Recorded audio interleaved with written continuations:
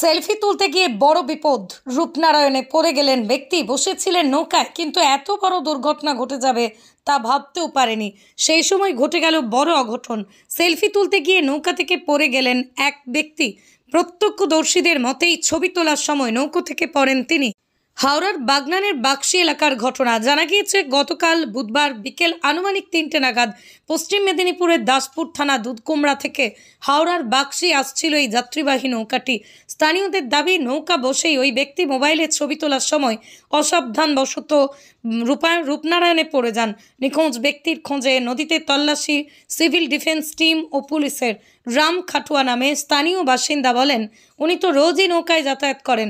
আজ নৌকা খালি ছিল, সেলফি তুলছিল সেখানে বসে। মাঝির থেকে জানতে পারি আচমকা নৌকা থেকে পড়ে যান তিনি। বোধহয় টাল সামলাতে পারেননি। সঙ্গে সঙ্গে মাঝি ও আরও কয়েকজন নৌকা থেকে ঝাঁপ দেন তাকে বাঁচাতে, কিন্তু কোনো খোঁজ পাওয়া যায়নি তার।